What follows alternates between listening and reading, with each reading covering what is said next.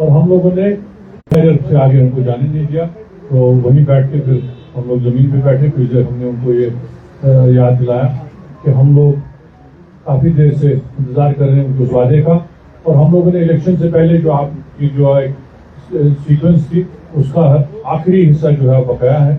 इलेक्ट्रेशन भी हो गई, इलेक्शन भी हो गया, लेकिन स्टेट होल्ड नहीं मिला।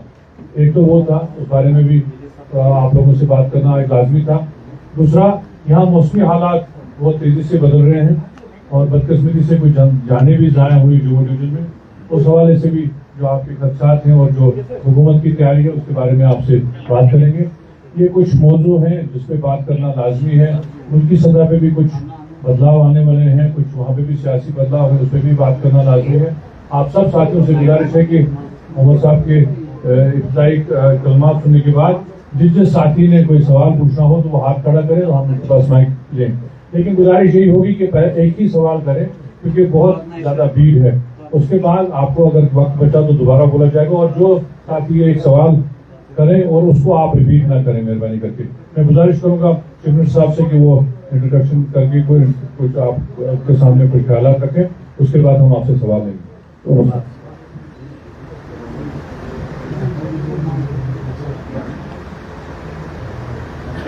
आप सब प्रेस के दोस्तों का मैं शुक्रगुजार हूं कि आप इस प्रेस कॉन्फ्रेंस में आए। ये हुकूमत की तरफ से नहीं रखी जा रही है। अगर ये हुकूमत की प्रेस कॉन्फ्रेंस होती तो या तो SKICC में हम कर रहे होते या बैंक्वेट हॉल में।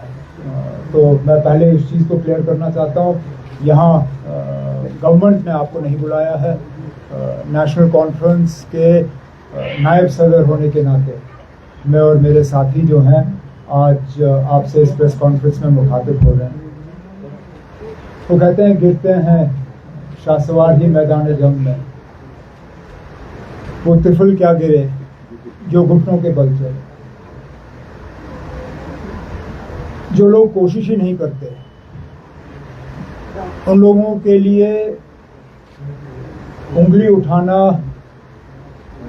मुखालफत करना, सोशल मीडिया के जरिए अपनी बात और हमारी कोशिशों को छोटा दिखाना कोई मामूली चीज़ नहीं है। लेकिन ये हम पहली मर्तबा नहीं देख रहे हैं। आप में से कई दोस्तों को याद होगा जब ठीक इसी तरह कई साल पहले जम्मू कश्मीर की असेंबली ने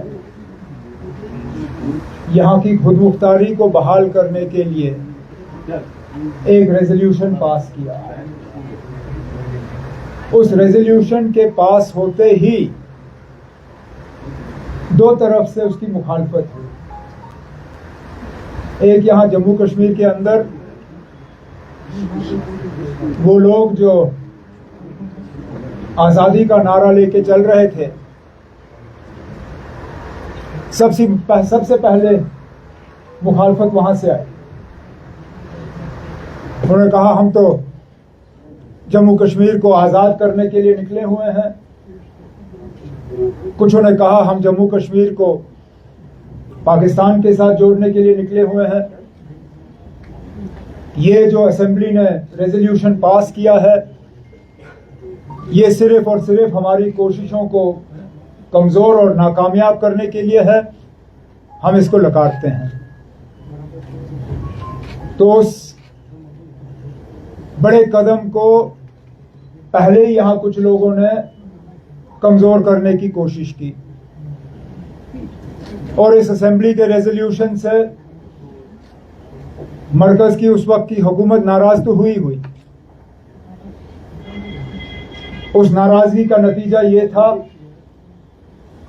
कि यहाँ की लोगों की आवाज को कमजोर करने के लिए, यहाँ के लोगों की आवाज को डाइल्यूट और डिस्ट्रीब्यूट करने के लिए उन्होंने एक नई जमात को साल 2000 में जन्म दिया। वो जमात सिर्फ और सिर्फ उस अंदरूनी खुदमुख्तारी के रेजोल्यूशन का नतीजा था। नतीजा ये कि ना आज़ादी वाले आज़ादी लाए, ना हमें पाकिस्तान के तरफ लिया। जो पार्टी साल 2000 में उभर के आई वो आज भी इसी कोशिश में है कि किसी न किसी तरह यहाँ के लोगों की आवाज़ जो है वो कमज़ोर हो जाए, वो बिखर जाए। और आज दोबारा हम उस तरह के हालात देख रहे हैं। जम्मू कश्मीर के साथ किए हुए वादे वो पूरे हों, उसके लिए हम एक प्रोग्राम के तहत मरकज को याद दिलाने के लिए दिल्ली गए। हमने उस प्रोग्राम में यहां तमाम सियासी पार्टियों को दावत दी। हमने कहा ये हमारा एक साझा मामला है, ये किसी के घर की बात नहीं है, किसी के जमात की बात नहीं है, हुकूमत की बात नहीं है, ये पूरे जम्मू कश्मीर की बात है। आइए जुड़ जाइए, मिलके वहां बात कर लेंगे। न सिर्फ वो नहीं जुड़े बल्कि हमारी कोशिशों को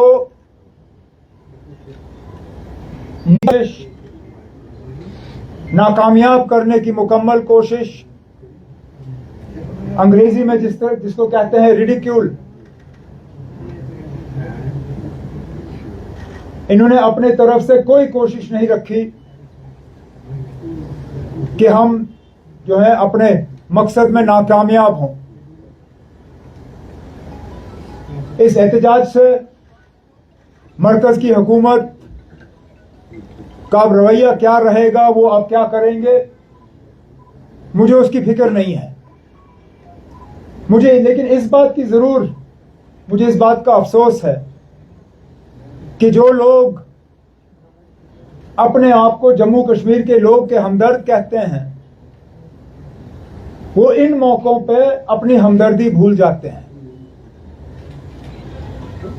और क्या कहते हैं, आप जाइए और पहले 370 की बात करिए, जम्मू कश्मीर के खसूसी दर्जे की बात करिए। अब हमने कब वो बात नहीं की जब आप लोगों ने बीजेपी को यहां लाके बसाया। हम ही वो लोग हैं जो उस वक्त ये बात कर रहे थे जब आपने अपना सारा एजेंडा छोड़ के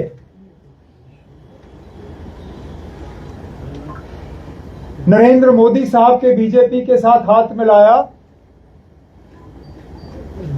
हम अपने एजेंडा पे खड़े रहे,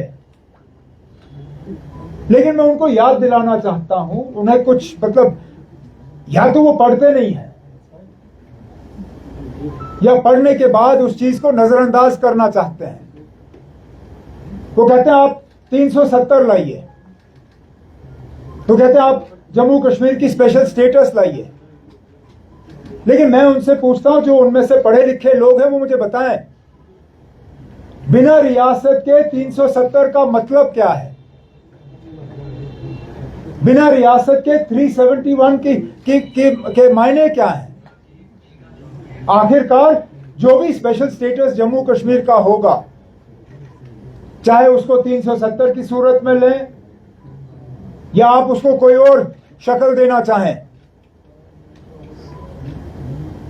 मतलब यह है कि मरकज और जम्मू कश्मीर के दरमियान जो पावर्स हैं उनको शेयर किस तरह किया जाएगा, उनका बंटवारा किस तरह होगा। और बंटवारा मरकज और यूटी के दरमियान नहीं होता, क्योंकि यूटी के कोई इख्तियारात नहीं है। यूटी के तमाम इख्तियारात जो हैं वो या तो मरकज के पास हैं या लोक भवन के पास हैं।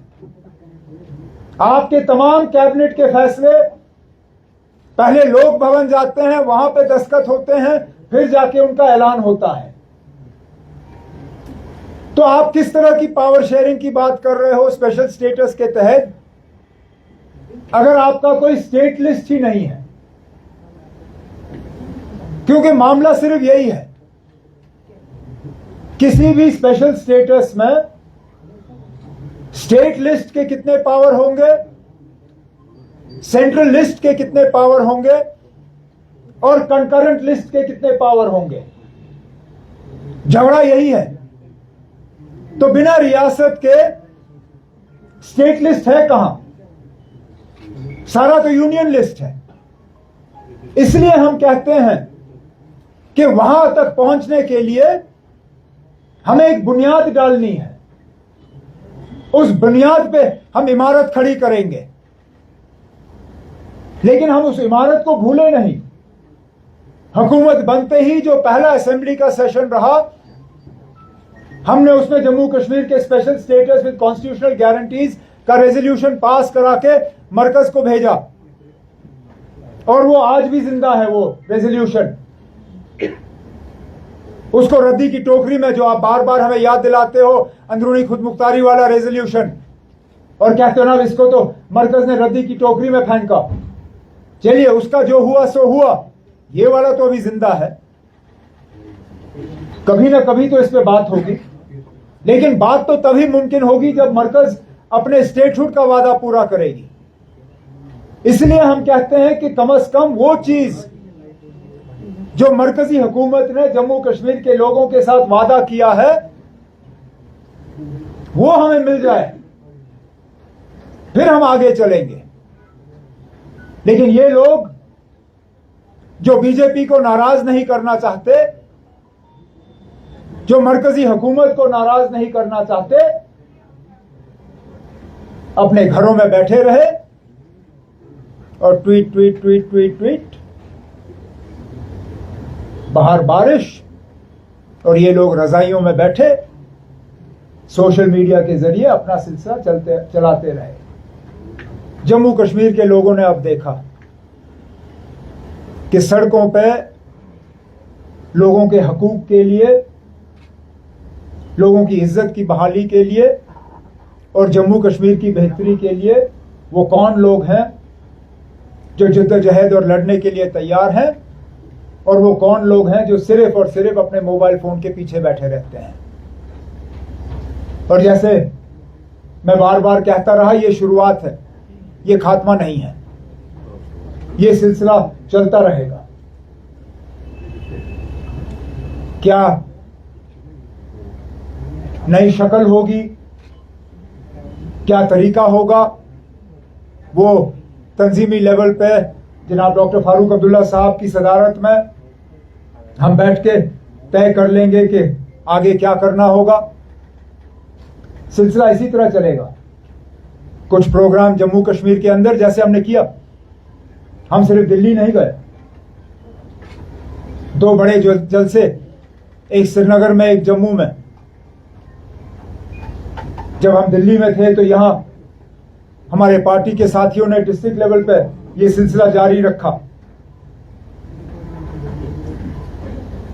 तो हमारे तरफ से इस लड़ाई में कोई कमी नहीं होगी। हम इस बात पे कायम हैं कि हमने मरकज की हुकूमत को उनका किया हुआ वादा याद दिलाना होगा, और उम्मीद करते हैं कि आज नहीं तो कल वो अपने इस वादे को पूरा करेंगे और जम्मू कश्मीर को दोबारा जो है एक रियासत का दर्जा मिल जाएगा। मेरे लिए और मेरे साथियों के लिए कल के एहतजाज का जो सबसे बड़ा सिंबल रहा है, वो हमारे सदर मोहतरम जनाब डॉक्टर फारूक अब्दुल्ला साहब 90 साल की उम्र में अपने हाथ में अपना सोटी लेके जो है हमारे लिए, हमारी इज्जत की बहाली के लिए जो है निकल चले और पैदल अपने मंजिल के तरफ हमें साथ लेके चल रहे थे। मुझे नहीं लगता है इससे ज्यादा पावरफुल कोई इमेज जो है वो हम आपको दिखा सकें।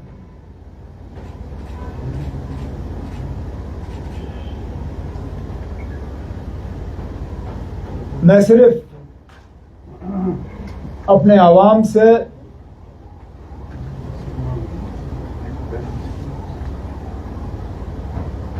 उन्हें ये यकीन दिलाना चाहता हूं कि हम अपने किए हुए वादे उन पे कायम हैं और इंशाल्लाह कायम रहेंगे। इस मौके पे मैं उन तमाम साथियों को शुक्रिया करना चाहता हूं जिन्होंने अपने दम पे दिल्ली जाने का सफर तय किया। पार्टी के तरफ से एक भी साथी की मदद नहीं हुई। हमने उनके लिए जहाज की टिकटें नहीं कराई, रेल की बोगी बुक नहीं की, गाड़ी में जगह नहीं रखवाया। जितने लोग गए अपनी मर्जी से गए और अपने दम पे। तो वो लोग जो हमारी कोशिशों को नजरअंदाज करते हैं और कहते इतनी बड़ी पार्टी, वहां तो इनको लाखों लोगों को ले जाना चाहिए था, हमने लिया किसी को नहीं। सब अपनी मर्जी से आए और मुझे उम्मीद है आगे अगर हमें फिर इस तरह का वहां पे प्रोग्राम रखना पड़ेगा तो इंशाल्लाह इसी तरह मेरे साथी जो हैं इन प्रोग्रामों के साथ जुड़ते रहेंगे। लेकिन शुरू में मैं इतना ही कहते हुए अब आपसे गुजारिश करूंगा कि एक एक करके आप अपने सवाल पूछ लीजिए। उमर साहब, जिस तरीके से कल प्रोटेस्ट हुआ है दिल्ली के जंतर मंतर पे और कई सारी मीटिंग्स उससे पहले आपने की, जिस तरीके से यहाँ के जो स्टेक होल्डर्स उनके साथ मीटिंग हुई और कई सारे लीडर्स को आपने इन्विटेशन भेजा है, तो कितने आपके वहाँ पे ज्वाइन हुए हैं और कौन कौन से ऐसे लीडर्स जो नेशनल लेवल के वो ज्वाइन हुए? यहां से तो आप खुद जानते हो ना, अब मैं क्या कहूं।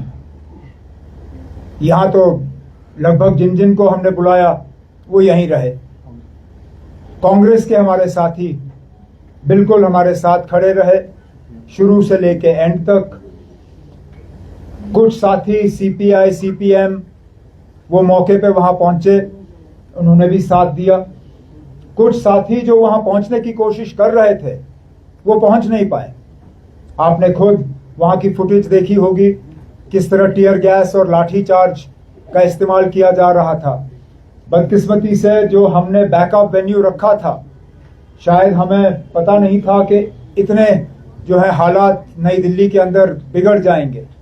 नहीं तो हम बैकअप वेन्यू कहीं और रखते जहां लोगों के लिए पहुंचना ज्यादा आसान होता। लेकिन आप इस चीज से अंदाजा कर सकते हो कि जंतर मंतर के प्रोटेस्ट के बाद मैं खुद कॉन्स्टिट्यूशन क्लब पहुंचने की कोशिश कर रहा था ताकि मैं दूसरे प्रोग्राम में भी हिस्सा लूं। मैंने 3 मरतबा कोशिश की और तीनों मरतबा मुझे वापस मुड़ के जाना पड़ा। तो मुझे एनसीपी, टीएमसी और अखिलेश जी की पार्टी और 1-2 और पार्टियों के साथियों ने फोन पे मुझसे पूछा कि हम कॉन्स्टिट्यूशन क्लब पहुंचने की कोशिश कर रहे हैं, आप हमें रास्ता बताइए। मैं उनको कह रहा था ना, मैं खुद फंसा हूं, मैं कोशिश कर रहा हूं, अगर मैं पहुंच पाया तो मैं आपको बता दूंगा। वो पहुंच नहीं पाए। अब इसके लिए अगर हमें उन साथियों को शामिल करने के लिए एक अलग प्रोग्राम रखना पड़ेगा, उस पर हम, जैसे मैंने आपसे कहा, फारूक साहब और बाकी पार्टियों के साथियों से मशवरा कर लेंगे। मेरा एक सवाल है, सर सवाल थोड़ा लंबा है लेकिन बहुत एक कश्मीरी पंडित थे जिनका एक केस हाईकोर्ट में चल रहा था और उन्होंने कहा था कि श्रीनगर से जम्मू शिफ्ट किया जाए क्योंकि टेररिज्म है, और कोर्ट ने उनको साफ साफ कहा था कि ये श्रीनगर के अंदर अब उतना टेररिज्म नहीं है। तो अगर कोर्ट ने इस चीज का वो दिया तो बीजेपी वाले बार बार ये क्यों कह रहे हैं कि टेररिज्म कश्मीर के अंदर अभी हो? ये सवाल बहुत अच्छा है और मैं भी ये सवाल पूछता रहता हूँ। मैं इसलिए कहता हूँ कि आप हमें बताइए ना, जब आप कहते हो कि उचित समय पे जम्मू कश्मीर को रियासत का दर्जा वापस मिलेगा, उस उचित समय को तोलने का तरीका क्या है? एक तरफ से आप हमें कहते हो कि अभी भी मिलिटेंसी है इसलिए हम आपको रियासत का दर्जा नहीं दे सकते हैं। दूसरी तरफ से जब एक कश्मीरी पंडित सिक्योरिटी का एक केस बना के हाई कोर्ट में अपने आप को श्रीनगर से जम्मू ट्रांसफर करने की बात करता है, तो हाई कोर्ट का ये कहना है कि यहाँ टेररिज्म है नहीं। तो दोनों चीजें साथ साथ चल नहीं सकती। हम भी मानते हैं कि हालात में एक बेहतरी आई है। अब अगर अदालत को भी लगता है कि हालात में इतनी बेहतरी आई है, हम भी कहते हैं कि अब हालात इतने साजगार हो गए हैं कि आप हमें रियासत का दर्जा दे सकते हो। मरकज की हुकूमत क्यों कह रही है कि हालात खराब हैं? और अगर हालात खराब है तो उसके लिए जिम्मेदार कौन है? क्योंकि सुरक्षा की जिम्मेदारी, लॉ एंड ऑर्डर की जिम्मेदारी हमारी नहीं है, वो जिम्मेदारी कहीं और है। साहब, जिस तरीके से यहाँ से फिर सर आपने कल प्रोटेस्ट किया, कल स्टे रुके, अच्छी बात है जम्मू कश्मीर के लिए, बट सर यहाँ पे कल आधे घंटे सुबह बारिश हुई, वाटर लॉगिंग हमें हर किसी जगह देखनी पड़ी। नालेमा रोड की बात करें, डॉक्टर अलीजा रोड की बात करें, या क्लॉक टावर लाल चौक की बात करें, डाउनटाउन में बहुत सारे दुकानदारों का नुकसान हुआ, जहाँ पानी गया, इलेक्ट्रॉनिक सामान सारा खत्म। सर वो भी कंपनसेट है, और ये वाटर लॉगिंग का सिलसिला कब तक श्रीनगर में हमें देखने को मिलेगा? ना, बहुत अच्छा सवाल है। बदकिस्मती से ये सवाल उन लोगों को आपको करने का मौका ही नहीं मिलता जिनको इस सवाल का जवाब देना चाहिए। जिन लोगों ने स्मार्ट सिटी का प्रोजेक्ट लाया, जिन लोगों ने यहां स्मार्ट सिटी का प्रोजेक्ट इंप्लीमेंट किया, और जिन लोगों ने स्मार्ट सिटी का कोई बचा हुआ 10% जो है विरासत के तौर पे हमें दिया उसको मुकम्मल करने के लिए, उन लोगों को कभी आपको मौका मिले तो पूछना चाहिए कि मां सिवाय एक झेलम के किनारे वो फुटपाथ जो उन्होंने सजा के दिया हुआ है हमें, उसके अलावा स्मार्ट सिटी का पैसा गया कहां? एक सेकंड ना, मुझे खत्म करने दीजिए। पिछली कैबिनेट मीटिंग में बिल्कुल इस चीज को देखते हुए कि स्मार्ट सिटी का जो मकसद था और जो उसकी असलियत है, दोनों में फर्क है। कैबिनेट ने उस वक्त ये कहा कि हमें अब स्मार्ट सिटी पे एक थर्ड पार्टी ऑडिट चाहिए उसकी इफेक्टिवनेस को देखने के लिए, लेकिन अभी तक वो smart city third party audit का ऑर्डर जो होना चाहिए वो नहीं हुआ है। लेकिन हम अपने तरफ से जितनी भी हमारी रिसोर्सेज हैं श्रीनगर शहर के ड्रेनेज वगैरह को ठीक करने के लिए हम लगा रहे हैं, लेकिन इतना पुराना मसला जो इन लोगों ने ठीक करने की कोशिश भी नहीं की, रातों रात हम कर नहीं पाएंगे। मुझे इस बात का बेहद अफसोस है। आप बाकी जगहों की बात कर रहे हो, हमारे लिए शर्म की बात है ना। सेक्रेटेरिएट का फर्स्ट फ्लोर पानी के अंदर था, ग्राउंड फ्लोर मतलब, सॉरी। तो मैं अब किसको पकड़ूं? आप जिन सड़कों की बात कर रहे थे वहां तो चलिए पानी देखने को मिलता ही है, लेकिन सेक्रेटेरिएट के ग्राउंड फ्लोर पे 1 फुट पानी आना ये कोई मामूली बात नहीं है। तो अब इस पे जरूर हम तमाम हालात का, मौसम ठीक हो जाने दीजिए, हम इसका एक इंक्वायरी करा के देख लेंगे हमें इसमें करेक्टिव एक्शन क्या लेना होगा। जहां तक कॉम्पनसेशन की बात होगी, जिन जिन लोगों को नुकसान हुआ है उनके नुकसान का असेसमेंट होगा, और फिर जो भी हमारे पास जो गाइडलाइंस हैं उन गाइडलाइंस के तहत जितनी भी हम रिलीफ दे सकेंगे हम दे देंगे। मतलब जिस तरीके से प्रोटेस्ट स्पेसिफिकली स्टेटहुड के लिए रखा गया था, अगर यही प्रोटेस्ट इसमें 35A का जिक्र किया होता 370, ताकि यहाँ की सियासी जमातें भी इस प्रोटेस्ट का में शरीक होती, और उस तरीके से मरकजी सरकार पे भी दबाव बनता। नहीं, मरकजी सरकार पे कोई दबाव नहीं बनता ना। मरकजी सरकार को चाहिए ही यही, इसलिए अपने लोगों से वो यही बात कहलवा रहे हैं। जिस दिन आप स्टेटहुड और 370 को एक ही प्रोटेस्ट में जोड़ दोगे, 370 ये लोग आपको नहीं देने वाले हैं। इनको बहाना मिलेगा स्टेटहुड ना देने का। आप और मैं जानते हैं ना, इस मौजूदा बीजेपी हुकूमत से आपको 370 नहीं मिलने वाला। मैंने बार बार कहा हुआ है, मैं उन लोगों में से नहीं हूं जो अपने लोगों को धोखा देगा। मैंने हमेशा जम्मू कश्मीर के लोगों से कहा हुआ है कि ये उम्मीद करना कि जिन लोगों ने हमसे 370 लिया है वही लोग हमें प्लेट पे 370 वापस देंगे, ये बेवकूफी है। हमें 370 जम्मू कश्मीर की स्पेशल स्टेटस हमें लाना होगा, लेकिन इस हुकूमत के तहत हमें मिलेगा नहीं। इस हुकूमत से कम हमें बुनियाद तो मिले। और मैंने अभी ओपनिंग में आपको कहा 370 का बिना स्टेटहुड के कोई मायने ही नहीं है, कोई मतलब नहीं है। अब कोई मुझे कहेगा ना लद्दाख को ये 371 की बात कर रहे हैं। आप फाइन प्रिंट पढ़िए, लद्दाख को फिलहाल वो क्या दे रहे हैं? जहां उनके 2 हिल काउंसिल थे वहां 7 हिल काउंसिल बनाने की बात कर रहे हैं, बस इतना ही। मतलब जहां इनके 2 बड़े इदारे थे, 2 मजबूत इदारे थे, एक करगिल में एक लेह में, अब उनको डाइल्यूट करके 7 कर दिए। इसका सीधा अगर आप जम्मू कश्मीर के साथ उसका कंपैरिजन करना चाहेंगे, मतलब यही होगा कि हमारी असेंबली लेके वो हमें 20 जो है ये डिस्ट्रिक्ट डेवलपमेंट बोर्ड दे देंगे। लेकिन वो हमने पहले भी देखा। स्टेटहुड की उम्मीद इनसे की जा सकती है। स्टेटहुड पे तो ये वादा बंद है, आज नहीं तो कल इनको अपना वादा पूरा करना होगा। हम गए उनको वादा याद दिलाने के लिए, इन्होंने सुप्रीम कोर्ट में वादा किया है और सुप्रीम कोर्ट ने क्या कहा अपने फैसले में, कहा कि at the earliest as soon as possible. हम ये याद दिलाने गए और बार बार उनको याद दिलाएंगे।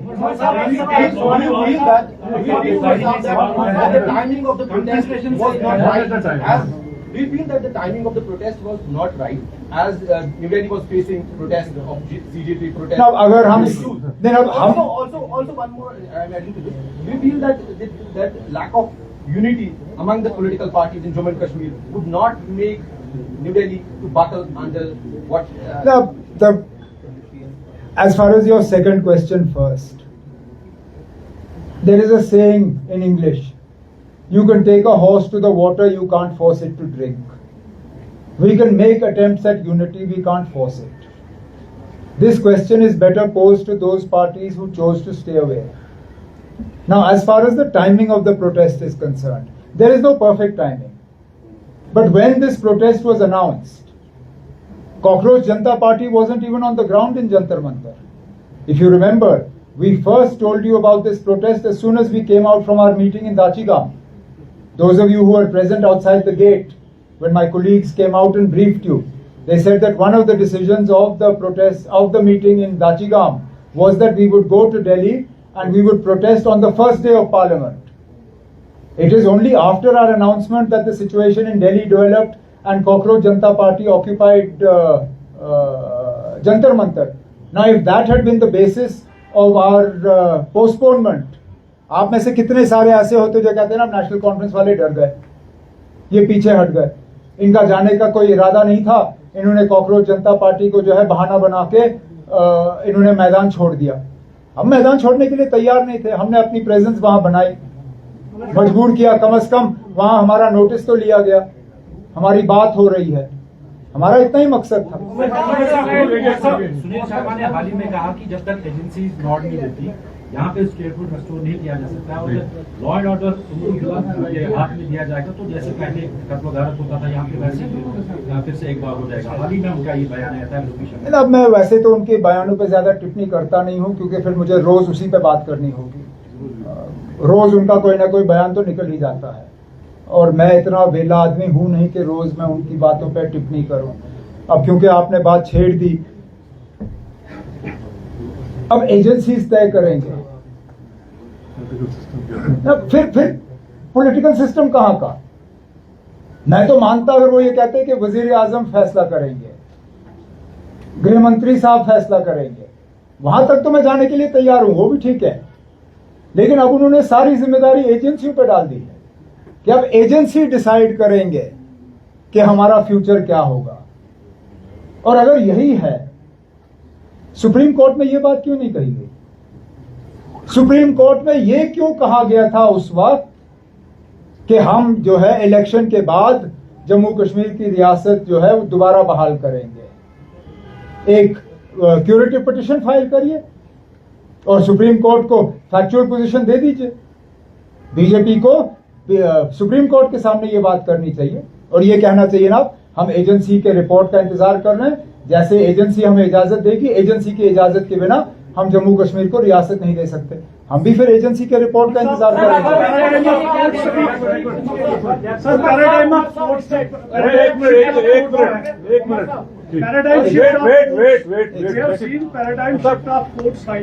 Paradigm shift of courts, supreme court या कोई भी वर्डिक्ट देते, they are giving verdict for the one community, या हम कहेंगे कि हमारा स्टेटहुड जो है वो भी सुप्रीम कोर्ट के पास ही था। तो आपको नहीं लगता है कि जो एसआईआर अभी हुआ है, डिलीशन ऑफ वोट्स हुए या बाकी चीजें हैं, तो उसको आप कैसे देखते हैं? अभी मैं एसआईआर पे यहाँ बात नहीं करूंगा। एसआईआर का फिलहाल जम्मू कश्मीर से कोई लेना देना नहीं है और हमारे इलेक्शन 3.5 साल दूर हैं। एसआईआर को छोड़ दीजिए। Trust in the court, not in the protesters. Now you have hit the streets in New Delhi. And earlier you said तब हमारा कोई पिटिशन कोर्ट में है नहीं ना। shifting the narrative what BJP is हमारा कोई पिटिशन कोर्ट में है नहीं। अगर कोर्ट में कोई हमारा मामला पेंडिंग होता तो फिर हम उसका इंतजार करते, लेकिन फिलहाल हमारा कोई मामला कोर्ट में पेंडिंग नहीं है ना। Public movement करने का ख्याल, Umar साहब यहाँ से what's the statement? Why you retracted it a day ahead of the rally? What statement? About your Trump, a sarcastic statement about Trump. Who retracted a statement? In your article. In it. क्या? Why In your article, you retracted on this. I have not retracted anything. Did you read my piece? Yeah, I read it. You read it, no? Wasn't it self-evident? Did you hear my entire speech in Jammu? But what was No. Did you hear my speech in Jammu? Yeah, I heard. Did you read my article? Did it not make sense to you? No, I'm saying why was the need of Why? Because I don't believe a newspaper like the Indian Express should misrepresent what I said. I think it's important that newspapers like the Indian Express, when they write editorials, I can't get into arguing with all their journalists here. Those that have an agenda will always have an agenda. I don't mind an agenda coming from individual journalists working for the Indian Express. My problem is when the newspaper writes an editorial that is factually incorrect. And I have a right as an individual to put the facts straight. The facts were quite simple. I have never internationalized Kashmir, nor did I ask Mr. Trump to get us statehood. It was purely a reaction to what I was told कि इन लोगों को जंतर मंतर से statehood नहीं मिलेगा। मैंने उसके मुतबादल में कहा कि अगर हमें अपनी राजधानी से नहीं मिलेगा फिर कहाँ से मिलेगा? Which is all. So there was no retraction. Okay, Umar sir, yes, understand the shift from your election campaign to the post when you were in the government. You used to say that statehood would come on its own. Government has promised we will fight for. Well, that was. But now you have gone into legality. जब आया ही नहीं तो हम क्या करें? Academics of it. Why is it so? जब आया ही नहीं तो हम करें क्या? Is this the result of your meetings with Mr. Modi? Or Mr. No, it's not. It's the result of not having statehood in almost just under 2 years. In October, it will be 2 years. I had assumed when the Supreme Court says as soon as possible, at the earliest, it would mean that at the earliest means what? 2 months, 3 months, 6 months, not 2 years. The shift is not because of any other reason other than the fact that we believe Government of India would remain committed to what it has said in the Supreme Court and restore statehood automatically. That hasn't happened. So that's why we are doing this. आसानी से कुछ नहीं मिलेगा, ये सब जानते हैं। क्या पब्लिक मूवमेंट बनाने का ख्याल है? क्या स्पेशल स्टेटस है? क्या चाहिए फिलहाल ये? ना, मैंने जैसे आपसे कहा सिलसिला ये चलता रहेगा। क्या नई शक्ल होगी वो हम तय कर लेंगे, लेकिन ये सिलसिला कुछ प्रोग्राम जम्मू कश्मीर के अंदर, कुछ प्रोग्राम दिल्ली में या कहीं और, सिलसिला इसी तरह चलता रहेगा। हमने 2 बड़े प्रोग्राम श्रीनगर और जम्मू में किए लोगों को अपने साथ जुड़वाने के लिए। अब अगर यही सिलसिला हमें डिस्ट्रिक्ट लेवल पे लेना पड़े हम ले लेंगे, अगर हमें असेंबली कॉन्स्टिट्यूंसी लेवल पे लेना पड़े हम ले लेंगे, लेकिन इस चीज के लिए पार्टी के अंदर बात करके हम तय कर लेंगे।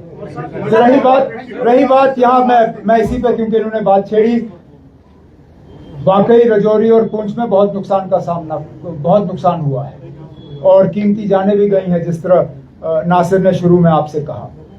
पहले तो हमारी मुकम्मल कोशिश है कि किसी और की जान न जाए।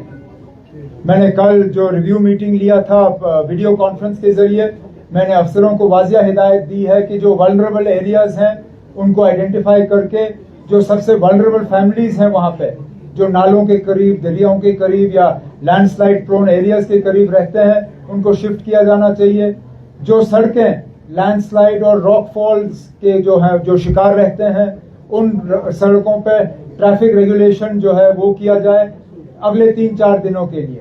लेकिन जहां तक रजौरी और पुंछ के नुकसान की बात है, मेरे 2 मिनिस्टर जो हैं मौके पे अभी पहुंच जाएंगे, वो वहां पे रहेंगे फिलहाल जब तक वहां पूरी तरह से हालात ठीक नहीं होते। उसके बाद जो रिकवरी और जो रिकंस्ट्रक्शन और रिलीफ का हमें सिलसिला चलाना होगा वो हम जरूर चलाएंगे। ठीक है, थैंक यू।